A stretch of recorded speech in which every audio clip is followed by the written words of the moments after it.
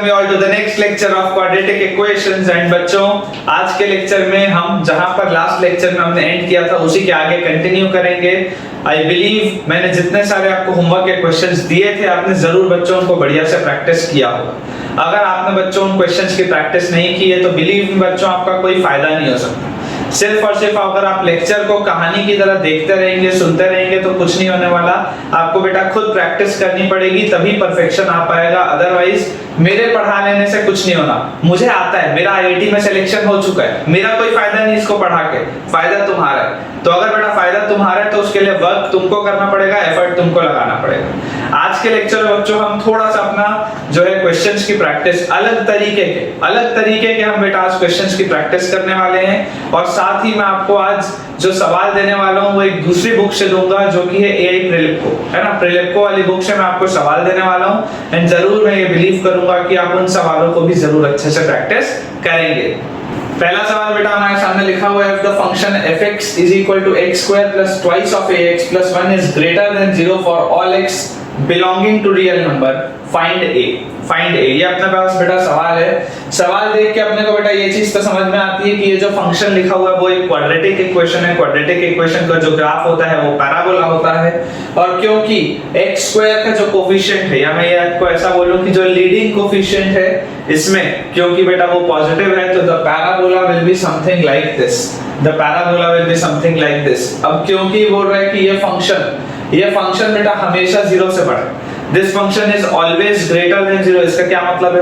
अगर ये फंक्शन हमेशा 0 से बड़ा है इसका मतलब इसका डिस्क्रिमिनेंट 0 से छोटा होगा। इसका मतलब इसका डिस्क्रिमिनेंट 0 से छोटा होगा, मतलब कि बेटा ये वाला पैराबोला और ये वाले x एक्सिस के बीच में कभी भी कोई कांटेक्ट नहीं आएगा। There will be no contact. I can safely say that discriminant will be less than 0। तो बेटा यहाँ से आप देखो, जैसे ही आप discriminant बोलोगे तो discriminant क्या होगा? इसका b square minus 4ac।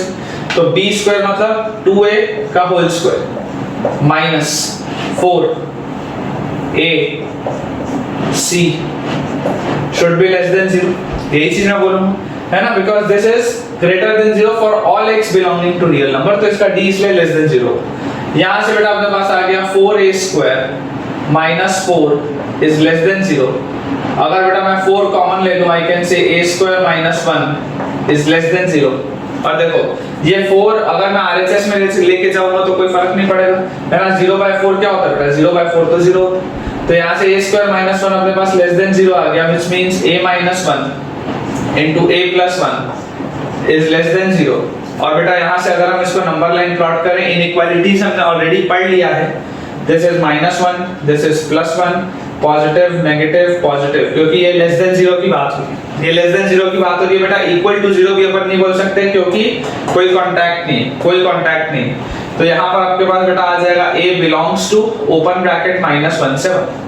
a belongs to open bracket -1 से 1। ये मेरे पास मेरा आंसर है। अब आपको बेटा अगर सिर्फ और सिर्फ इसमें a पूछा गया था तो आप ये रेंज बोल सकते हो। इस तरीके का सवाल आपके पास सिंगल करेक्ट में आ सकता है। अब अगर मान लो ये इंटीजर टाइप वाला सवाल होता, अगर ये वाला मान लो इंटीजर टाइप वाला सवाल होता तो आपको बोला जा सकता था कि find the number of possible integral values of a।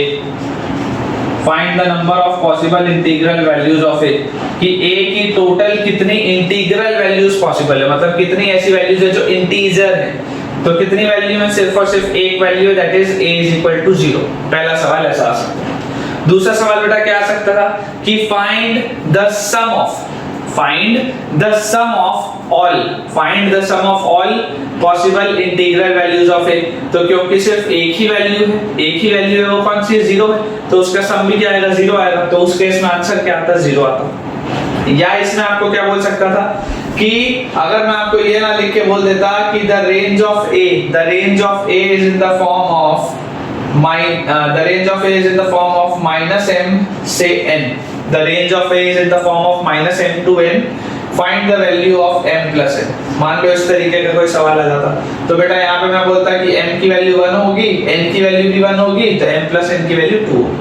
एक सवाल को पूछने का क्या क्या तरीका हो सकता है बच्चों, ये वाली चीज हमें पता होनी चाहिए। अगला सवाल भी बेटा सेम कंसेप्ट का सवाल है। इसमें देखो क्या लिखा हुआ है, if mx square plus 4x plus 3m plus 1 is less than 0 for all x belonging to real number, find m। अब बेटा ये वाले सवाल में आपको ध्यान से एक चीज समझनी है, ध्यान से आपको बेटा एक ये चीज समझनी है कि अगर ये चीज हमेशा लेस देन 0 है, अगर ये चीज हमेशा लेस देन 0 है, तो बेटा ध्यान से आप देखो कि जो पिछला वाला आपका सवाल था, पिछले वाले सवाल में बेटा x स्क्वायर का कोफिशिएंट क्या था, कांस्टेंट था। पिछले वाले सवाल में x स्क्वायर का कोफिशिएंट कांस्टेंट था, ये वाले सवाल में x स्क्वायर का कोफिशिएंट कांस्टेंट नहीं है, इट इज अ वेरिएबल। तो मुझे सबसे पहले तो बेटा ये चीज डिसाइड करनी पड़ेगी कि मेरे वेरिएबल का साइन क्या होगा, will it be positive, will it be negative, या दोनों होने से चल जाएगा। ठीक है, तो ध्यान से देखो, अगर आपको बेटा बोला जा रहा है कि दिस इज लेस देन 0, और अगर बेटा आपको ये चीज पता है कि ये वाला जो क्वाड्रेटिक इक्वेशन लिखा हुआ है, अगर ये क्वाड्रेटिक इक्वेशन लिखा हुआ है तो इसका ग्राफ तो हमेशा पैराबोला होगा, मतलब या तो मेरा पैराबोला ऐसा होगा या मेरा पैराबोला ऐसा होगा, इसके अलावा और कोई पॉसिबिलिटी नहीं, या तो ऐसा पैराबोला होगा या तो ऐसा पैराबोला होगा। अब अगर बेटा वो बोला जाता है कि ये वेरिएबल है और this is less than 0 always, अगर ये बोला जाता है this is less than 0 always, तो बेटा आपका ग्राफ जैसा भी हो, अगर ये वाला आपका ग्राफ हुआ, अगर ये केस 1 वाला बेटा आपका ग्राफ हुआ, तो वो कभी ना कभी तो बेटा एक्सटेंड होते होते, कभी ना कभी तो बेटा वो एक्सटेंड होते होते पॉजिटिव हो ही जाएगा, कभी ना कभी तो एक्सटेंड होते होते पॉजिटिव हो ही जाएगा। लेकिन अगर बेटा मैंने सेकंड वाला केस लिया, अगर बेटा मैंने सेकंड वाला केस लिया कि मेरा ग्राफ इस तरीके का है, मेरा ग्राफ इस तरीके का है, तो बेटा आप ध्यान से सोच के देखो कि अगर मान लो बेटा इस ग्राफ को मैं बना दूं, अगर मान लो इस ग्राफ को बेटा मैं बना दूं कुछ इस तरीके का, समथिंग लाइक दिस, है ना, ये मान लेते हैं अपन ने अपनी कोऑर्डिनेट एक्सिस बना दी, ये फोर्थ क्वाड्रेंट में मान लो मैंने अपना ऐसा ग्राफ बना दिया। अब ये ग्राफ चाहे कितना भी नीचे एक्सटेंड हो जाए, ये ग्राफ चाहे बेटा कितना भी नीचे एक्सटेंड हो जाए, this will always be negative, this will always be negative, जो मेरी ये वाली कंडीशन है। और अगर ये वाली मेरी बेटा कंडीशन इसमें आ रही है, इसका पहला मतलब क्या है, इसका पहला मतलब है कि m will be less than 0, coefficient of x square will be less than 0, ये पहली कंडीशन। और क्योंकि इस ग्राफ का इस x एक्सिस से कोई रिलेशन नहीं है, कोई कांटेक्ट नहीं है, इसका मतलब discriminant is also less than 0। इसका मतलब क्या है कि discriminant is also less than 0। तो बेटा जैसे आप इसको सॉल्व करोगे, जैसे बेटा आप इसको सॉल्व करोगे, तो आप ध्यान से देखो, अगर मैं डिस्क्रिमिनेंट लेस देन 0 को सॉल्व करूं तो डिस्क्रिमिनेंट क्या आएगा, discriminant will be b square मतलब x का कोफिशिएंट माइनस 4a, और c की जगह में क्या लिख सकता हूं बेटा, c की जगह में लिख सकता हूं 3m+1, which is the constant term, 3m+1। This complete thing should be less than 0। जैसे बेटा हम इसको सॉल्व करेंगे, आप देखिए यहाँ पर बेटा ये जो 4 का स्क्वायर है, यहाँ पर बेटा जो ये 4 का स्क्वायर और ये वाला जो 4, अगर मैं आपको बोलूं ये वाला 4 और इस 4 स्क्वायर में से एक 4 बाहर निकाल लो और उसको उधर 0 के डिवाइड कर देंगे तो फर्क नहीं पड़ेगा, ठीक है ना, कॉमन लेके इस साइड भेज देंगे तो 0/4 क्या हो जाएगा, 0 हो जाएगा, फर्क नहीं पड़ता लिखा हो या ना लिखा हो। यहां से देखो क्या लिखा है, 4 minus m into 3m is 3m square और m into 1 is m with a minus sign, तो minus m, this will be less than 0। जैसे बेटा ये सारे टर्म्स को मैं उस साइड ले जाऊंगा तो I can say 3m square plus m minus 4 should be greater than 0। And जैसे बेटा इसको मैं फैक्टराइज करूंगा, I can say 3m square plus 4m minus 3m, कितना आ जाएगा बोलो, प्लस m आ जाएगा, और 4 into minus 3 कितना होता है, -12 होता है, तो यहाँ पे -4 greater than 0। m आ गया बेटा कॉमन, अंदर बचा 3m plus 4, -1 आ गया बेटा कॉमन, अंदर बचा 3m plus 4 is greater than 0। यहाँ से अपन बेटा इसको जब फैक्टराइज करेंगे, this will be m minus 1 multiplied by 3m plus 4, m minus 1 multiplied by 3m plus 4, और ये पूरी की पूरी बेटा जो चीज वो क्या आनी चाहिए, 0 से बड़ी आनी चाहिए, क्या आनी चाहिए, 0 से बड़ी आनी चाहिए। तो देखो बेटा यहाँ पर अपने पास है -4/3, ये वाला अपने पास पॉइंट है 1, इसको बोला पॉजिटिव, इसको बोला नेगेटिव, इसको बोला पॉजिटिव। मेरे पास क्योंकि यहाँ पे बेटा लिखा हुआ है ग्रेटर देन 0, क्या लिखा हुआ है, ग्रेटर देन 0, तो इसको अगर मैं देखूंगा तो I will say m belongs to -infinity से -4/3 यूनियन 1 से इंफिनिटी। कायदे से तो मैं ये बोलूं, अगर मैं इसको देखूं तो मैं ये बोलूंगा, लेकिन ये भी तो यहाँ पर है, ये भी तो यहाँ पर देख रहा है मुझे कि भाई मैं तो छोटा था, m क्या बोल रहा है कि मैं तो छोटा था 0 से, ये क्या ले लिया, m क्या बोल रहा है कि मैं तो छोटा था 0 से, ये क्या ले लिया, मतलब क्या करना पड़ेगा, इसको छोड़ना पड़ेगा। ये वाली जो बेटा पूरी की पूरी चीज है उसको मुझे हटाना पड़ेगा एंड मुझे आंसर बोलना पड़ेगा, final answer will be m belongs to -infinity से -4/3। बोलो समझ आया या नहीं? अगर आया तो एक थम्स अप करके बेटा आप कमेंट्स में मुझको बता देंगे कि ये चीज आपको समझ में आ गई है। ठीक है बेटा, देखो अगले सवाल में अपने सामने लिखा हुआ है, थोड़ा सा ठीक सवाल है, पिछले वाले दो के कंपैरिजन में एक लेवल ऊपर है। सवाल बोलता है if fx is equal to ax square plus bx plus c is greater than 0 for all x belonging to real number, prove that gx is equal to fx plus f dash x plus f double dash x is greater than 0 for all x belonging to real number। अब कुछ बच्चे सोच रहे होंगे sir ये f dash x क्या होता है, f double dash x क्या होता है। तो बच्चों मैं आपको ये बता दूं कि जितने 11वीं के बच्चे है ना, अगर छोटे बच्चे ये वीडियो देख रहे हैं तो बात अलग है, 9वीं 10वीं के देख रहे होगे तो नहीं आएगा समझ में, पर जितने 11वीं के बच्चे ये वीडियो बेटा देख रहे हैं, अभी तक आपने फिजिक्स में basics of maths required for physics अगर आपने पढ़ लिया होगा क्लास 11th में, तो आपने देख लिया होगा कि this is differentiation, this is differentiation. ठीक है ना, इसको बोला जाता है डिफरेंशिएशन। अगर नहीं भी आता तो घबराने की कोई बात नहीं है, बहुत आसान है, बहुत आसान चीज। ठीक है ना, 12वीं पहुंचोगे तो बेटा 1-1.5 महीना यही पढ़ना है, डिफरेंशिएशन, फिर 1-1.5 महीना इंटीग्रेशन, यही चलता है 12वीं में ना, कैलकुलस, इसे कैलकुलस बोला जाता है। चलो अगर हम मान लो इसको सवाल अपना बेटा सॉल्व करते हैं। सवाल बोलता है if fx is equal to ax square plus bx plus c is greater than 0। एक चीज बेटा आप सोचो, एक चीज आप सोचो, जब भी आपको बेटा सवाल दिखे ना, जब भी आपको सवाल दिखता है, हमेशा ग्राफ ना बेटा अपने दिमाग में विजुअलाइज करने की कोशिश किया करो कि यार अगर ये क्वाड्रेटिक, अगर ये वाला क्वाड्रेटिक जो है अगर वो 0 से बड़ा है, अगर ये वाला जो क्वाड्रेटिक है अगर वो 0 से बड़ा है, तो बहुत सीधी सी बात है कि जो पैराबोला होगा वो तो ऐसा ही बनेगा, अपवर्ड फेसिंग अपवर्ड है ना, या माउथ ओपनिंग अपवर्ड्स पैराबोला ही बनेगा। और ये जो a होगा इसको भी 100% पॉजिटिव ही होना पड़ेगा। और ये अगर हमेशा 0 से बड़ा है तो ये x एक्सिस, ये मेरा पैराबोला, और x एक्सिस और पैराबोला के बीच में 100% कुछ ना कुछ तो गैप होगा। और मैं या तो ऐसा बोल सकता हूं कि पैराबोला और x एक्सिस के बीच में कोई भी कांटेक्ट नहीं होगा। ये सारी चीजें इतना मेरे दिमाग में आ गया, सीधा आगे इसको पढ़ते, भले ग्राफ का कोई यूज नहीं है, लेकिन ये सारी चीज बोलो समझ में आनी चाहिए बेटा, ये सारी चीज अभी के लेवल तक अपने को समझ में आनी चाहिए कि चल क्या। ठीक है, अब अगर मान लो बेटा ये वाली चीज इज ऑलवेज ग्रेटर देन 0, तो कैन आई से इसका डिस्क्रिमिनेंट जो भी होगा, इसका डिस्क्रिमिनेंट जो भी होगा it will be less than 0। बोलो इसका डिस्क्रिमिनेंट जो भी होगा it will be less than 0। क्यों? क्योंकि ये हमेशा 0 से बड़ा है, ये हमेशा 0 से बड़ा है।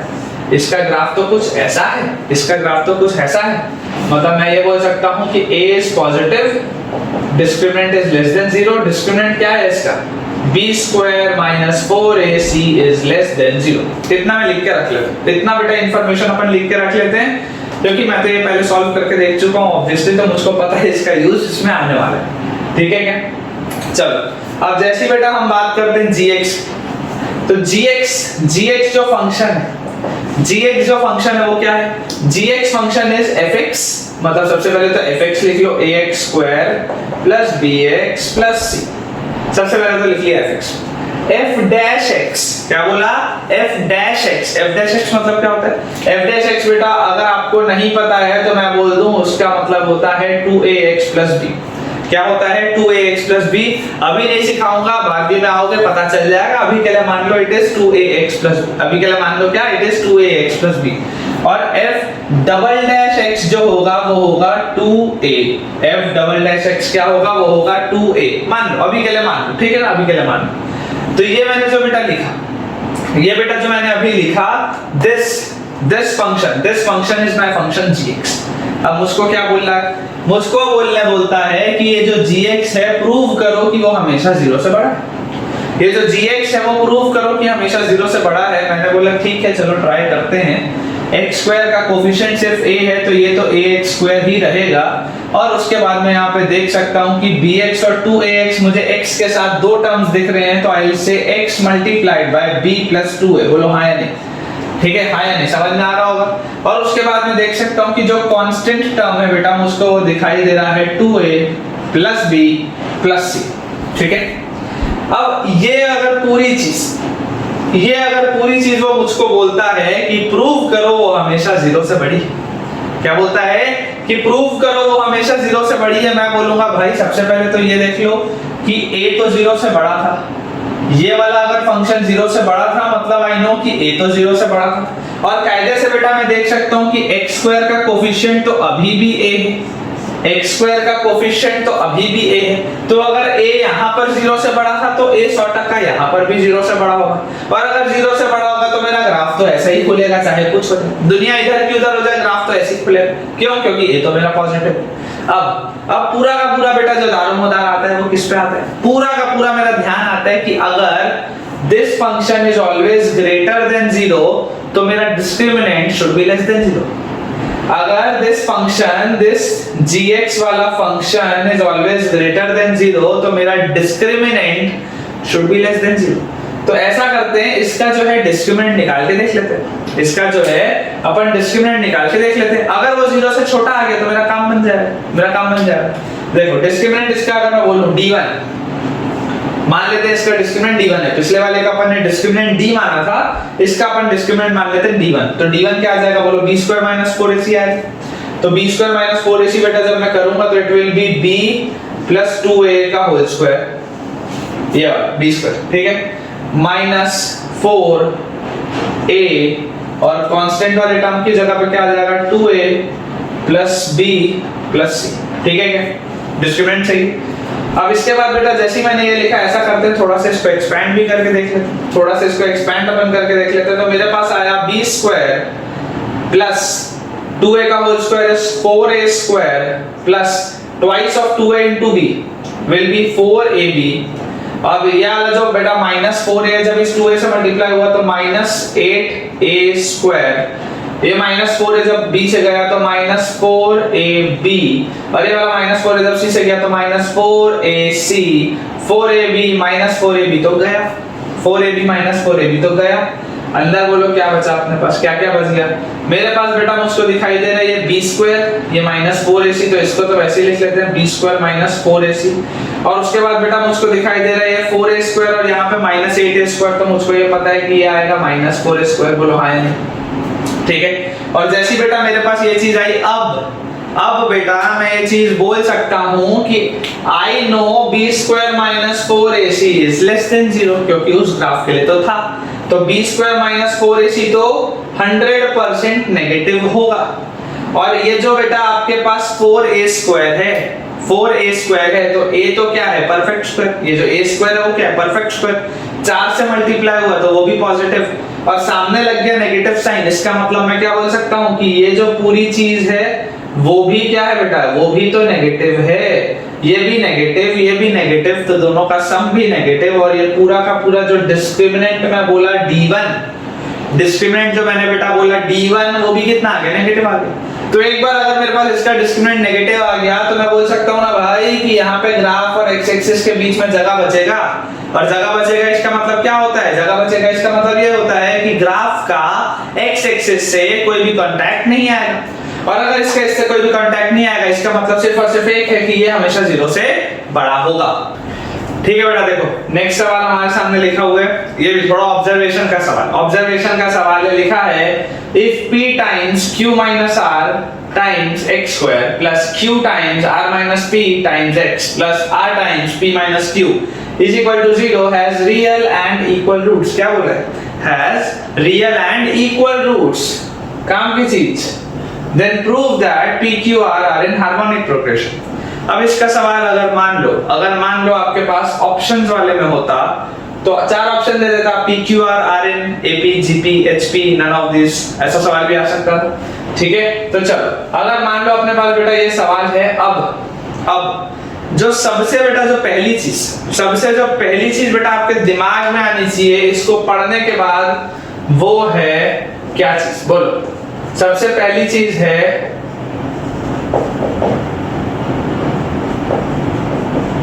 Symmetric function. स्पेलिंग सही है क्या? हो सकता है गलत हो, कोई नहीं, अपनी इंग्लिश की तो क्लास चल ही रही है, फर्क नहीं पड़ता, शायद डबल एम आएगा शायद तक, ठीक है। तो ये है क्या, सिमेट्रिक फंक्शन। क्या है ये, सिमेट्रिक फंक्शन। और बेटा अगर बेटा ये अपने पास एक सिमेट्रिक फंक्शन, अगर बेटा अपने पास ये एक सिमेट्रिक फंक्शन है, इसका क्या मतलब, इसका बेटा सिंपल सा जो मतलब है वो ये है कि if p times q minus r into x square plus q times r minus p into x plus r times p minus q equal to 0 है, तो x की वैल्यू सोच के देखो, अगर मैं 1 रखूंगा तो काम चलेगा, सोच के देखो। जैसे मैं x की वैल्यू 1 रखा, this will be p times q minus r, 1 square तो 1 होता है, plus q times r minus p multiplied by 1 लिखने की जरूरत नहीं है, plus r times p minus q, इसकी वैल्यू बोलो कितनी आएगी, इसकी वैल्यू कितनी आएगी। जैसे आपने x की वैल्यू 1 रखी, pq में से ये वाला देखो आप बेटा, ये वाला, ये माइनस pq कैंसिल आउट, फिर ये माइनस pr और माइनस pr में देखो ये वाला प्लस pr कैंसिल आउट, फिर ये qr और ये माइनस qr सब कैंसिल आउट हो जाएगा, सब कुछ कैंसिल आउट हो जाएगा, फाइनली आपके पास 0 बचेगा। इसका मतलब क्या है, इसका मतलब ये बेटा x is equal to 1 is a root, x is equal to 1 is a root of this equation, x is equal to 1 is a root of this equation। और ध्यान से देखो बेटा, अपने पास सवाल में क्या दिया था, that it has equal roots, सवाल में क्या था, it has equal roots। तो बेटा अगर अपने पास इसके equal roots दिए हुए थे, तो इसका सिंपल साधारण सा मतलब ये है कि मेरे पास प्रोडक्ट ऑफ रूट्स जो होगा वो, क्योंकि दोनों रूट्स 1 हैं, तो प्रोडक्ट ऑफ रूट्स मेरे पास 1 है। Product of roots of this quadratic equation will be 1, and product of roots होता क्या, बोलो क्या होता है product of roots. Product of roots is constant term divided by coefficient of x square. Constant term क्या है, कांस्टेंट टर्म है r times p minus q upon coefficient of x square क्या है, p times q minus r। बोलो हां या नहीं, ठीक है। और जैसी बेटा अपने पास ये चीज आई, तो यहां से देखो, जैसे इसको मैं क्रॉस मल्टीप्लाई कर दूंगा, तो p times q minus r will be equal to r times p minus q, or I can say that pq minus pr will be equal to pr minus qr। और इसके बाद हम ऐसा कर लेते हैं कि इस pr को वहां ले जाते हैं, इस qr को यहां ले आते हैं, तो pq ये यहीं पर है, ये माइनस qr यहां आया तो प्लस qr, ये pr है, इसको यहीं पर रहने देते हैं, और एक और pr उधर से उधर गया तो इसको 2pr कर लेते हैं, ठीक है क्या। और जैसी बेटा अपने पास ये चीज आई, तो मैं यहां से आपको बोल सकता हूं क्या चीज, बोलो, यहाँ से हम ऐसा कर लेते हैं कि LHS में से Q कॉमन लेके अंदर लिख लेते हैं P प्लस R, यहाँ पे लिख लेते हैं 2PR, Q की वैल्यू आ जाएगी 2PR upon P plus R। और ये जो फंक्शन का कंडीशन आता है वो कब आता है, जब PQR होते हैं HP में। जब PQR किसमें होते हैं, हार्मोनिक प्रोग्रेशन में, तभी तो आता है बेटा आपके पास, तभी तो आता है कि Q बराबर 2PR bye P plus R। तो ये वाली जो बेटा चीज है अपनी वो प्रूव हो चुकी है। अगला सवाल बेटा देखो अपने सामने लिखा हुआ है, इसमें जो अभी कंसेप्ट यूज होगा, इसमें बेटा जो कंसेप्ट यूज होगा वो हमने सेकंड लेक्चर में क्वाड्रेटिक के पढ़ा है, ठीक है ना, पढ़ा है हमने। सवाल लिखा है find the least value of quadratic polynomial fx is equal to 2p square plus 1, obviously ये positive, x square plus 2 times of 4p square minus 1x plus 4 times of 2p square plus 1 for real values of p and x। आपको बोला जा रहा है कि इस quadratic polynomial का least value क्या होगा। मुझे एक चीज समझ में आती है कि क्योंकि x स्क्वायर का जो कोफिशिएंट है वो पॉजिटिव है, क्योंकि p स्क्वायर क्या हो सकता है, मिनिमम या तो 0 हो सकता है या पॉजिटिव हो सकता है, उसमें 1 ऐड हुआ, तो ये जो भी होगा तो पॉजिटिव, जो भी होगा तो पॉजिटिव। तो इसका ग्राफ तो ऐसा ही बनेगा, पैराबोला तो ऐसा ही होगा पहली। अच्छा, जैसी बेटा ये वाली अपने पास चीज आ गई, तो अब आप याद करो कि हमारे पास जो मिनिमम वैल्यू होती थी, वो मिनिमम वैल्यू का कोऑर्डिनेट क्या आता था, -b/2a, -d/4a। हाँ या नहीं, बोलो। ये मैंने आपको बताया था कि जो मिनिमम पॉइंट होता है बेटा, चाहे आपका पैराबोला का मिनिमा हो, चाहे आपके पैराबोला का मैक्सिमा हो, मिनिमम पॉइंट हो या मैक्सिमम पॉइंट हो, कोऑर्डिनेट तो यही है। कोऑर्डिनेट क्या आएगा, यही आएगा, -b/2a, -d/4a। अब देखो, अगर मेरे को बोलता है कि लीस्ट वैल्यू बताओ इस क्वाड्रेटिक पॉलिनोमियल की, तो इसकी लीस्ट वैल्यू क्या होगी, स्वाभाविक सी बात है कि इसकी लीस्ट वैल्यू होगी -d/4। The least value will be equal to -d/4a, or I can say this as 4ac minus b square by 4a। बोलो हाँ या नहीं, ठीक है। 4ac minus b square by 4a। और जैसी बेटा ये चीज आई, जैसी बेटा ये वाली चीज मेरे पास आई, देखो 4 times of a 2p² plus 1c 4 times of फिर 2p² प्लस 1, ये क्या लिख लिया 4ac लिख लिया, माइनस बोलो क्या किया माइनस b², तो माइनस b² मतलब ये वाली चीज, तो 4 और फिर 4p² माइनस 1 का होल स्क्वायर, ठीक है। और अपॉन में क्या है 4a मतलब 4 टाइम्स ऑफ 2p² प्लस 1। थोड़ा सा बेटा इसको अपन सॉल्व करके देखते हैं। जैसे इसको सॉल्व हम करेंगे तो मैं आपको ये बोल सकता हूं कि ये वाला 4 और ये वाला 4 अपन ऐसा लिख लेते हैं 16, क्या लिख लेते हैं ऐसा 16 लिख लेते हैं। और उसके बाद ये 2p² प्लस 1 और ये 2p² प्लस 1 इसको अपन लिख लेते हैं 2p² प्लस 1 का होल स्क्वायर, ठीक है क्या। और इसके बाद देखो इसको आगे इसके लिखा हुआ है 4 टाइम्स ऑफ 4p² माइनस 1 का होल स्क्वायर, ठीक है क्या, बोलो सही है। अब बेटा मुझको ऐसा दिखता है कि अगर मैं ध्यान से न्यूमरेटर को देखूं, डिनोमिनेटर तो वही लिख देते हैं, अगर मैं ध्यान से न्यूमरेटर को देखूं तो मैं इसको a² माइनस b² वाली आइडेंटिटी के फॉर्म में कन्वर्ट कर सकता हूं। कैसे कन्वर्ट करूंगा, ये बाहर 16 लिखा हुआ है, इस 16 को अगर मुझे ये स्क्वायर वाले ब्रैकेट के अंदर लेके जाना है तो क्या जाएगा 4 जाएगा, क्योंकि अगर 4 कॉमन निकलता तो 4 का स्क्वायर होके 16 बार आता, मतलब अगर 16 स्क्वायर वाले ब्रैकेट के अंदर जाएगा तो 4 बन के जाएगा, ठीक है। तो देखो दिस विल बी 4 अगर अंदर मल्टीप्लाई कर दूं तो 8p² प्लस 4 का होल स्क्वायर, ठीक है, माइनस अच्छा ये वाला 4 अगर स्क्वायर वाले के अंदर जाएगा तो क्या जाएगा 2 बन के जाएगा, तो this will be 8p² minus 2 का whole square upon 4 times of 2p² plus 1, ठीक है क्या। अब देखो ये a² माइनस b² क्या होता है a plus b into a minus b, as simple as that. जबरदस्ती उसको इतना मेहनत करके मल्टीप्लाई करके सॉल्व क्यों करूं, अगर फैक्टराइज हो रहा है a plus b into a minus b तो I can say this as 8p² plus 4 plus 8p² minus 2, ये हो गया a plus b, a minus b 8p² plus 4 minus b करेंगे तो माइनस 8p² और plus 2 upon 4 times of 2p² plus 1, ठीक है क्या, ठीक है। और जैसे ही बेटा अपन ने ये चीज लिख लिया, थोड़ा सा आप ध्यान से देखो कि ये वाला माइनस 8p² और ये वाला प्लस 8p² तो कट गया, ये तो कट गया, क्या बचा बोलो अपने पास यहाँ पर देखो ये 8p² और माइनस 2 और प्लस 4, तो अगर मैं इसको डायरेक्टली लिखूं तो क्या इसको मैं ऐसा लिख सकता हूं कि 8 और 8 हो गया 16p² और 4 में से 2 गया तो मेरे पास बचा 2 और ब्रैकेट के बाहर अगर मैं देखूंगा तो 4 और 2 हो जाएगा 6 और upon 4 times of 2p² plus 1, ठीक है क्या। और ध्यान से देखो बेटा ये ऊपर वाले ब्रैकेट में से भी पहले वाले ब्रैकेट में से 2 कॉमन आता है, तो अगर इसमें से 2 कॉमन आता है तो इस 2 को अपन लिख देते हैं 1, ये जो 16 है इसको अपन लिख देते हैं 8 और ये वाला जो 6 है क्योंकि 2 कॉमन आया तो दिस विल बी 12, ठीक है क्या।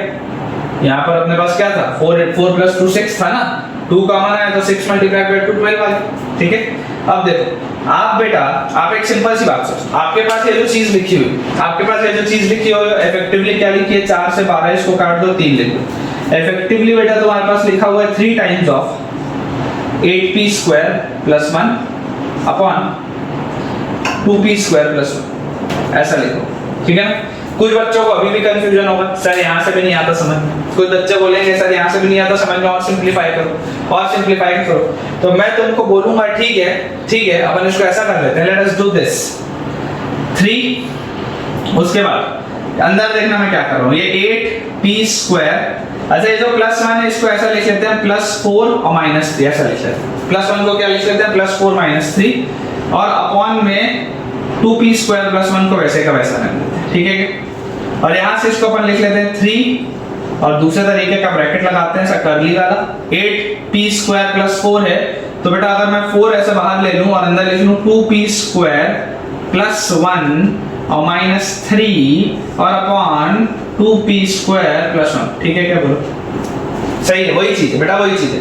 ये वाले जो दोनों टर्म थे, ये जो ऊपर वाले ये वाले जो दोनों टर्म थे इसमें से मैंने 4 बाहर निकाला तो मैंने अंदर लिखा 2p² प्लस 1 और उसके बाद ये माइनस 3 वैसे ही है, नीचे वाला 2p² प्लस 1 वैसे ही।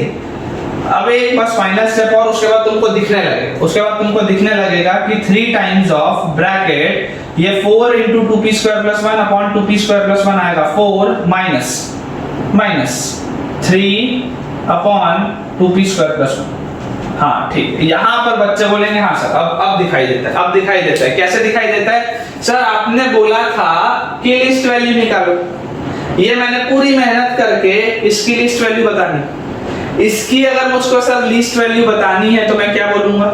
मैं बोलूंगा सर कि देखो 3 तो कांस्टेंट है, 3 तो कांस्टेंट है, मेरे हाथ में नहीं। ये वाला 4 भी कांस्टेंट है, ये भी मेरे हाथ में नहीं। ये माइनस साइन के बाद वाली जो चीज है, माइनस साइन के बाद वाली चीज में ऊपर वाला 3 कांस्टेंट है, हाँ नीचे वाला वेरिएबल है। मुझको जो करना है वो इसी के साथ करना है, ठीक है। ये जो बेटा पूरी चीज है ब्रैकेट के अंदर, ये जो बड़े वाले ब्रैकेट के अंदर जो पूरी चीज है, ये मिनिमम कब होगा? ये मिनिमम तब होगा जब इसमें से माइनस होने वाली चीज मैक्सिमम होगी। सोच के देखो, ये पूरी क्वांटिटी विल बी मिनिमम जब इसमें से माइनस होने वाली चीज सबसे बड़ी होगी। जितना ज्यादा माइनस करके हटा दोगे उतना कम बचेगा। तो माइनस ये वाली जो चीज है, मतलब 3/2p स्क्वायर प्लस 1, ये वाली चीज मैक्सिमम होनी चाहिए, ठीक है क्या?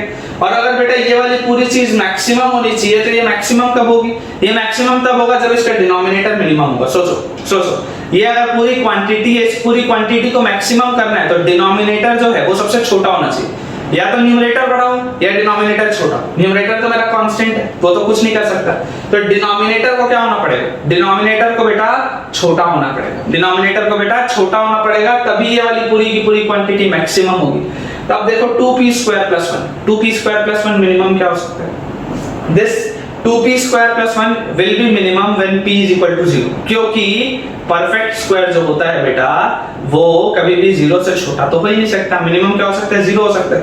बोलने का जो सिंपल सा मेरा मतलब है वो ये है कि सर अगर आपको इसको मिनिमम करना है तो आप इस p स्क्वायर को क्या रख दो? 0, या p को रख दो 0। तो जैसे आप इसको सर 0 रखोगे तो 2 इंटू 0 हो जाएगा 0, तो 3 डिवाइडेड बाय बचेगा 1, मतलब 4 माइनस 3 होता है 1, मतलब आगे 1 जब 3 से मल्टीप्लाई होगा तो सर इस पूरे की मिनिमम वैल्यू आएगी 3। इस पूरे की मिनिमम वैल्यू आएगी 3। ये 3 कब आई? मिनिमम वैल्यू 3 तब आई जब p की वैल्यू आपने ली 0, जब p की वैल्यू आपने ली 0। अब आपको क्या बोल रहे हैं कि सर x भी बता दो। आपको क्या बोल रहे हैं? x भी बता दो भैया। अगर आपने p बता दिया 0 है तो x भी बता दो, x क्या होना चाहिए? तो जो x कोऑर्डिनेट होता है, बेटा यहाँ पर अपन थोड़ी सी जगह में लिख लेते हैं। x कोऑर्डिनेट क्या होता है? बोलो x कोऑर्डिनेट होता है -b/2 है, मतलब माइनस टाइम्स ऑफ b क्या है? b is twice of 4p square minus 1 -b/2 है, 2 times of 2p square plus 1। और मुझे ये ऑलरेडी पता है कि p की वैल्यू क्या है? p की वैल्यू तो 0। तो अगर p की वैल्यू 0 है तो -2 multiplied by 0 multiplied by -1 upon 2, और फिर यहाँ पे 2p स्क्वायर 0 तो बचा 1, और यहाँ पे -2 और -1 हो गया 2/2 हो गया 1। तो x की वैल्यू क्या आ गई? x की वैल्यू क्या आ जाएगी बेटा अपने पास? 1। ठीक है बेटा, देखो नेक्स्ट क्वेश्चन आपके सामने लिखा हुआ है, let px is equal to 4x square plus 6x plus 4 and qy is equal to 4y square minus 12y plus 25. Find the unique pair of real numbers x comma y that satisfy px multiplied by qy is equal to 28.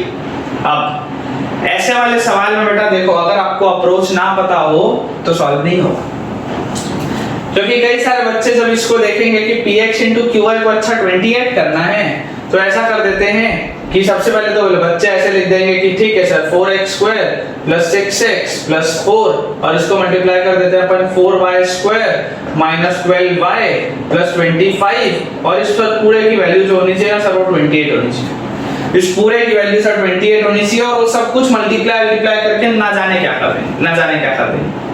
But बेटा सवाल ना आपसे कभी भी इतनी मेहनत नहीं कराता। आपको ये चीज ध्यान रखनी कि सवाल आपसे कभी भी इतनी मेहनत नहीं कराएगा, और ऐसा सवाल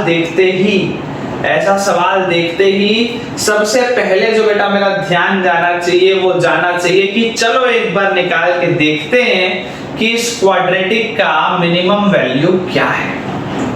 ऐसा सवाल देखते ही कोई भी, मैं आपको सोचना सिखा रहा हूं बेटा, आप बोलोगे सर आपको कैसे पता चला? अरे मैं गधों वही सिखा रहा हूं। मैं सोचना ही तो सिखा रहा हूं तुमको कि सोचा कैसे जाता है, सवाल को अप्रोच कैसे किया जाता है। मैं बोलूंगा कि अगर मैंने क्वाड्रेटिक देखी और अगर उसके सारे के सारे कोफिशिएंट्स मेरे को पता हैं, तो बेटा जो मेरा पहला ध्यान जाएगा वो इस बात पे जाएगा कि यार एक बार चलो निकाल के देखते हैं कि इसकी मिनिमम वैल्यू क्या है।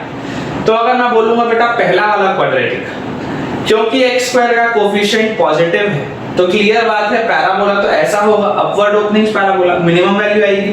पहले वाले क्वाड्रेटिक की मान लेते हैं वो px की, अगर मैं बोलता हूं मिनिमम वैल्यू, px की मिनिमम वैल्यू क्या होगी 4ac minus b square by 4a minus d by 4a, मतलब क्या होता है 4ac minus b square upon 4a, ये होनी चाहिए उसकी मिनिमम वैल्यू। और अगर बेटा ये उसकी मिनिमम वैल्यू होनी चाहिए तो आप सोच के देखो 4 times of a c minus b square upon 4a, ये चीज आएगी। यहां से देखो आप क्या बोलोगे सर 4 क्यूब होता है 64, 64 में से माइनस कर दो 36, नीचे लिखा हुआ है 16, तो अपन सर इसको लिख सकते हैं 64 में से जब 36 जाएगा तो मेरे पास बचेगा 28, क्या बचेगा 28, और अपॉन में आएगा सर 16। तो मैं बोलूंगा बेटा देख वहां 28 दिख रहा है, यहाँ एक 28 दिख रहा है, जबरदस्ती मत काटो, अगला निकाल के देखते हैं। जबरदस्ती कैंसिल आउट मत करो, कर भी सकते हो कोई फर्क नहीं पड़ता, लेकिन मैं बोलता हूँ यार जब आंसर जैसा दिख रहा है वहां पे तो जबरदस्ती उसको क्यों छेड़ो, मत छेड़ो। अच्छा px का मिनिमम निकाल लिया, let us try to calculate qy minimum also, क्योंकि y स्क्वायर का भी जो कोफिशिएंट है वो पॉजिटिव है तो qy का भी जो पैराबोला होगा it will be a mouth upward opening parabola, और क्योंकि qy का मेरे को मिनिमम वैल्यू निकालना है तो इसका मिनिमम वैल्यू भी क्या होगा 4ac minus b square by 4a, 4ac minus b square bye 4 है तो 4ac माइनस b स्क्वायर है ना, तुम माइनस 12 का स्क्वायर लिखो कि प्लस 12 का स्क्वायर लिखो फर्क नहीं पड़ेगा ना, है ना। ये तुम ऐसा माइनस 12 का स्क्वायर लिख लो अगर तुमको खुशी मिलती है तो, कि तुम बोलोगे सर b तो माइनस 12 है, ऐसा माइनस 12 का स्क्वायर लिखो, हार्डली मेक्स अ डिफरेंस, ऊपर स्क्वायर लगा हुआ है अपॉन 4a, ठीक है क्या, ठीक है। यहां से देखो बेटा ध्यान से देखो 4 into 25 होता है 100 मल्टीप्लाई बाय 4 होता है 400 माइनस 12 का स्क्वायर होता है 144 अपॉन 4 स्क्वायर 16, 400 में से अगर 144 गया तो बचा 256, 256 अपॉन 16, 256 अपॉन 16। और बेटा आप ध्यान से देखोगे अगर तो आप ये पाओगे कि 16 का स्क्वायर 256 होता है, मतलब आपके पास ये इफेक्टिवली कितना बचा, qy की मिनिमम वैल्यू आई 16, px की मिनिमम वैल्यू आई थी 28 by 16, मतलब कि px into qy कि अगर बेटा मैं बोलता हूं मुझको बताओ मिनिमम वैल्यू, तो तुम क्या बोलोगे सर 28 by 16 मल्टीप्लाइड बाय 16, 16 से 16 गया बचा 28, 16 से 16 गया बचा 28, मतलब कि ये दोनों क्वाड्रेटिक की मिनिमम वैल्यू 28 है बेटा, ये दोनों क्वाड्रेटिक की मिनिमम वैल्यू 28 है। इसका मतलब x की वैल्यू क्या होगी माइनस b बाय 2 है, y की वैल्यू क्या होगी माइनस b बाय 2 है। The question is as simple as that, सवाल उतना ही आसान है, सवाल उतना ही आसान है। मैं बोलूंगा बेटा x की minimum value will be minus b by 2 है, सो आई से माइनस b क्या है 6 अपॉन ट्वाइस ऑफ a क्या है 4, minus 6 by 8 is minus 3 by 4 x coordinate, y will be minus b by 2 है, b क्या है minus 12 upon twice of a क्या है 4, 12 by 8 is 4 by 3, sorry 12 by 8 is 3 by 2, तो हमारे पास जो x, y coordinates है that those are minus 3 by 4, 3 by 2। सो बच्चों देखो अब जो है थोड़ा सा छोटा सा थ्योरेटिकल टॉपिक है जो आपका बिल्कुल ब्रेन ऐसा उड़ा देने वाला है, बिल्कुल आपका ब्रेन ऐसा उड़ा देने वाला है बेटा, क्योंकि आपने ये चीज की कल्पना नहीं की होगी, है ना। जो बच्चे पहली बार क्वाड्रेटिक पढ़ रहे हैं उनको लगेगा ये ना जाने क्या हो गया, ये ना जाने क्या हो गया। क्या लिखा है quadratic equation and identity, quadratic equation and identity. If A quadratic equation has three distinct roots, ये क्या लिख दिया पहली लाइन में, क्या लिख दिया if a quadratic equation has three distinct roots, again मैं पढ़ लेता हूँ। if a quadratic equation जिसके कायदे से दो रूट्स होते हैं, if a quadratic equation has three distinct roots, then it must be an identity. Then it must be an identity, that is it is satisfied for all x belonging to real number. क्या है ये? क्या है ये? तो हमने कभी पढ़ा ही नहीं था। हमने तो बेटा हमेशा ये सोचा था कि एक क्वाड्रेटिक इक्वेशन के तो दो रूट्स होते हैं, यहाँ तो तीन हो गए। ये क्या हो गया? अपराध हो गया। ये तो अपराध हो गया। चलो देखते हैं। मान लेते हैं बेटा एक अपने पास क्वाड्रेटिक इक्वेशन है ax² + bx + c = 0, ठीक है। और एकदम ऐसे मेहनत मशक्कत से बेटा हम लगा देते हैं अल्फा बीटा, और ओ भाई साहब तीसरा रूट भी गामा आ गया। क्या आ गया? तीसरा रूट भी गामा आ गया। तो अगर बेटा हमारे पास इसके तीन रूट्स हैं, अगर बेटा हमारे पास इसके तीन रूट्स हैं alpha beta and gamma, alpha beta and gamma, तो आप मुझको एक सिंपल सी बेटा चीज बताओ कि अगर मैं इसमें अल्फा रखूंगा तो a α² + b α + c = 0 दिया है, ठीक है। अच्छा इसके बाद अगर मैं इसमें बीटा रखूंगा तो मेरे पास आएगा a β² + b बीटा + c = 0, ठीक है क्या? बोलो ठीक है क्या? इतना में तो दिक्कत नहीं होनी चाहिए, इतना में तो दिक्कत नहीं होनी चाहिए। तो अगर बेटा मैं आपको ये बोल दूं कि इसमें चलो गामा भी रख देते हैं, a γ² + b γ + c = 0, ठीक है क्या? मैंने मान लो ऐसा रख दिया, मैंने मान लो बेटा ऐसा रख दिया, और अपन ऐसे रंग बिरंगे पेन से लिखेंगे this is my equation first, this is my equation second and this is my equation third. अब ये जो बेटा मैंने तीन इक्वेशन लिखे हैं, मैंने बेटा तुमको बोला चलो पहले के दो लेते हैं। क्या बोला मैंने? चलो पहले के दो लेते हैं और पहले के दोनों को सब्ट्रैक्ट कर देते हैं, माइनस कर दो। पहले के दोनों को माइनस कर दो। तो माइनस करते ही मैंने यहाँ पे बेटा लिखा है इक्वेशन 1 माइनस इक्वेशन 2। तो देखो a α² माइनस a β², a आया बाहर, अंदर बचा α² माइनस β², बोलो हाँ या ना। b अल्फा b बीटा, तो यहाँ पे आएगा प्लस b कॉमन, अंदर बचा अल्फा माइनस बीटा, और c से c माइनस हो गया तो बचा यहाँ पे 0, बोलो हाँ या नहीं, ठीक है। और जैसे बेटा ये दोनों मैं देख रहा हूँ, अब मुझको बताओ a times α² minus β² can be written as alpha minus beta into alpha plus beta plus b times alpha minus beta is equal to 0, is equal to 0। अब जैसे ही ये आया, अब जैसे ही ये आया तो मुझको एक चीज सिंपल सी बताओ, साधारण सी बताओ कि अगर हम इसमें से अल्फा माइनस बीटा को कॉमन ले लेते हैं तो हमारे पास ब्रैकेट के अंदर बच जाएगा a times alpha plus beta, a times alpha plus beta plus b should be equal to 0, बोलो हाँ या नहीं। और ध्यान से देखो यहाँ पे क्या लिखा हुआ है, for quadratic equation has three distinct roots, three distinct roots मतलब alpha is not equal to beta is not equal to gamma. ये तीनों अगर बराबर नहीं है मतलब मैं ये सीधा सीधा बोल सकता हूं that this alpha minus beta can not be equal to 0। तो अगर ये पूरी चीज 0 नहीं हो सकती, इसका मतलब इस पूरे को ही 0 होना पड़ेगा, तभी तो प्रोडक्ट 0 आएगा, ठीक है क्या? चलो इस चीज को फिलहाल यहीं पर रखते हैं, इस चीज को फिलहाल यहीं पर रखते हैं कि अपन ऐसा करते हैं रेड पेन से यूज कर देते हैं। इसको अपन लिख लेते हैं a times alpha plus beta plus b is equal to 0, ऐसा लिख के अपन छोड़ देते हैं, ठीक है ना। आज मेरे को ऐसा लग रहा है थोड़ा सा क्लास की एनर्जी बढ़ सी गई है, मुझे ऐसा लग रहा है कि मैं लाइव क्लास ले रहा हूँ जैसा हम लोग नॉर्मली क्लासरूम में पढ़ाते हैं, ठीक है ना। नहीं तो जनरली उस तरीके की फीलिंग नहीं आती बेटा मोबाइल के कैमरे को देख के कि आप पढ़ा रहे हो। चलो अगर अब मान लो बेटा अभी मैंने आपको माइनस किया था इक्वेशन में से 1 में से अगर 2 को, तो अगर अब मैं आपको बोलता हूं कि 1 में से 3 को माइनस करो, क्या बोलो? 1 में से 3 को अगर मैं बोलता हूं माइनस करो तो बोलो यहाँ पे लिखूंगा a times alpha square minus gamma square. देखो यहाँ जैसे लिखा था alpha square minus beta square, वैसे अगर मैंने बोला इक्वेशन 1 माइनस इक्वेशन 3 तो I will be writing a times alpha square minus gamma square plus b times alpha minus gamma, c से c cancel, this should be equal to 0। और यहाँ से आ जाएगा क्या? Alpha minus gamma. देखो एक स्टेप खाते हुए बेटा मैं डायरेक्टली लिख रहा हूँ a times alpha plus gamma plus b is equal to 0। जो यहाँ लिखा था वैसे, जो यहाँ लिखा था वैसे, ठीक है ना। एक स्टेप बीच का खाली है, तुम लोग खुद से लिख लेना, आ जाएगा, आ जाएगा। तो यहाँ से बेटा देखो अल्फा और गामा तो बराबर है, अल्फा और गामा तो बराबर है नहीं, मतलब ये वाला तो नॉन जीरो। अगर ये वाला पहला ब्रैकेट नॉन जीरो है मतलब दोनों का अगर प्रोडक्ट 0 लाना है तो ये वाली चीज को 0 होना पड़ेगा। मतलब मैं यहाँ पे बेटा लिख सकता हूँ a times alpha plus gamma plus b should be equal to 0, ठीक है क्या? क्योंकि अल्फा बीटा और गामा तीनों बेटा आने इक्वल है, तो अल्फा माइनस बीटा भी जीरो नहीं हो सकता, अल्फा माइनस गामा भी जीरो नहीं हो सकता। तो ये दोनों ब्रैकेट के जो अगर प्रोडक्ट्स को जीरो होना है तो दूसरे वाले ब्रैकेट को ही जीरो आना पड़ेगा, दूसरे वाले ब्रैकेट को जीरो आना पड़ेगा, नहीं तो काम नहीं चलेगा।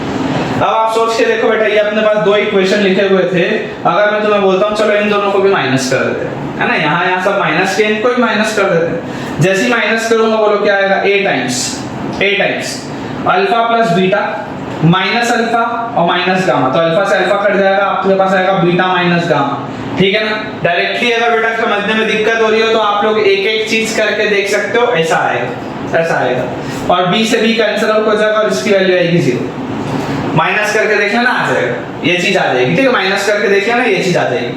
अब जैसे ये चीज आई तो यहाँ पे देखो आप बेटा, ये बीटा माइनस गामा है, ये क्या है, ये बीटा माइनस गामा, और हमें पता है कि अल्फा बीटा और गामा तो अनइक्वल है। अगर ये अनइक्वल है मतलब ये वाला बीटा माइनस गामा तो जीरो के बराबर हो नहीं सकता। इसका मतलब क्या है, इसका भाई साहब मतलब ये है कि इस a को जीरो होना पड़ेगा। ओ भाई साहब ये क्या हो गया, a को जीरो होना पड़ेगा, क्या हो गया, a को जीरो होना पड़ेगा, क्योंकि ये बीटा माइनस गामा तो जीरो हो नहीं सकता। और अगर a को जीरो होना पड़ेगा, अच्छा ठीक है, तो अगर इस a को जीरो होना पड़ेगा तो ऐसा करते हैं, इसको घुमा के यहाँ पर रख देते हैं, इसको घुमा के यहाँ पर रख देते हैं। तो अगर ये a जीरो हुआ तो ये वाला पूरा जीरो, मतलब वो भाई साहब ये b भी जीरो आ गया, b भी जीरो आ गया, ये a जीरो हुआ, ये b भी जीरो हो गया। और अगर a और b दोनों जीरो हो गया तो बताओ इस इक्वेशन में अगर रखूंगा ये a जीरो ये b जीरो, तो भाई साहब ये तो c को भी जीरो कर दिया। हो क्या गया, हुआ ये कि जैसे ही इस इक्वेशन के तीन रूट्स हुए, whenever a quadratic equation has three roots, क्या होगा, a भी जीरो, b भी जीरो, c भी जीरो, क्वाड्रेटिक बचा ही नहीं, कुछ नहीं बचा। It is called an identity. Identity का क्या मतलब होता है बेटा, आइडेंटिटी का मतलब होता है LHS बराबर RHS ऑलवेज। आइडेंटिटी मतलब क्या होता है, LHS बराबर RHS ऑलवेज। बोलने का मेरा जो मतलब है वो ये है कि आपके पास जो फाइनल इक्वेशन हो जाएगा that will be 0x² plus 0x plus 0 equal to 0, ये हो जाएगा, ये हो जाएगा। और आप सोचो आप इसमें बेटा x को कुछ भी रखो, for all x belonging to real number, तुमको x को जो रखना है रख लो, ये हमेशा 0 आएगा, हमेशा 0 आएगा, 0 बराबर 0 ऑलवेज। तो क्या हो गया, आइडेंटिटी हो गई, क्या हो गया, आइडेंटिटी हो गई। ये जो कांसेप्ट है बेटा, it is one of the most important concepts. कई सारे बच्चों को क्वाड्रेटिक इक्वेशन आइडेंटिटी मतलब तो पता होता है कि a0 b0 c0 होता है, लेकिन कैसे आता है वो चीज पता होना चाहिए। फील तो तभी आएगा ना बेटा, फील कब आएगा, जब तुमको ये कांसेप्ट समझ में आएगा। आइडेंटिटी कोई भी चीज कब होती है, आइडेंटिटी बेटा कोई भी चीज तब होती है जब LHS और RHS हमेशा सेम आ जाए। x + y होल स्क्वायर बराबर x square plus 2xy plus y square, क्यों, आइडेंटिटी है। x - y होल स्क्वायर बराबर x square minus 2xy plus y square, क्यों, आइडेंटिटी है, हमेशा सेम आएगा, always it will be same. sin square theta plus cos square theta, दुनिया इधर की उधर हो जाए उसका सम 1 ही आएगा, चाहे आप थीटा जो रख लो। sin square theta plus cos square theta will always be equal to 1। तो identity is an equation in which LHS is equal to RHS always. वो यहाँ पर भी हो रहा है, वो क्या हो रहा है, यहाँ पर भी हो रहा है। तो समझने का कंसेप्ट क्या है कि अगर एक क्वाड्रेटिक इक्वेशन के जिसके कायदे से दो रूट्स होने चाहिए, अगर उसके तीन रूट्स हो गए तो it will be converted into an identity. अगर आपको पसंद आया ये कंसेप्ट तो बेटा एक लाइक और कमेंट्स में एक सर समझ आ गया कमेंट मुझे चाहिए, ठीक है बेटा। देखो बोर्ड में बिल्कुल ध्यान से जो आपके पास ये दोनों सवाल लिखे, these both are quadratic equation identities, these both are quadratic equation identities। ध्यान से देखो, अगर मैं x की वैल्यू a रखूं, मैं x की वैल्यू b रखूं, मैं x की वैल्यू c रखूं, तीनों के लिए सेटिस्फाइड है, तीनों के लिए सेटिस्फाइड है। देखो x की वैल्यू a रखोगे तो a - b into a - c, a - b into a - c cancel out, यहाँ आ गया 1। x की वैल्यू आप a रखोगे तो देखो a - a ये 0 आ जाएगा, तो ये पूरी चीज 0। x की वैल्यू आप a रखोगे तो a - a ये 0 आ जाएगा, ये पूरी चीज 0। तो 1 = 1, ठीक है। वैसे ही अगर आप x की वैल्यू बेटा b रखोगे तो देखो b - b ये पूरी चीज 0, b - b ये पूरी चीज 0, b - c b - a b - c b - a cut 1 = 1। Same goes with c, तीन रूट्स आ रहे हैं भाई सब क्वाड्रेटिक। वैसे ही नीचे वाला देखो, नीचे वाले में बेटा आप x की वैल्यू a रखो, b रखो, c रखो, तीनों में सेटिस्फाइड। जैसे आप x की वैल्यू a रखोगे तो देखो a minus B, a minus C, a minus B, a minus C, नीचे से कट, यहाँ आया a स्क्वायर, आपने x की वैल्यू a रखी, यहाँ पे भी आया a स्क्वायर। अब जैसे x की वैल्यू a रख रहे हो, a minus a 0, a minus a 0, same goes with bh। तो अगर बेटा इसमें दोनों में, ये दोनों इक्वेशंस में अगर आपके पास, अगर ये दोनों इक्वेशंस में आपके पास बेटा तीन रूट्स आ रहे a b and c, इसका क्या मतलब हुआ कि basically it is nothing but 0x square plus 0x plus 0 equal to c। ये दोनों जो चीजें हैं वो क्या हैं? Both of these things are quadratic equation identities.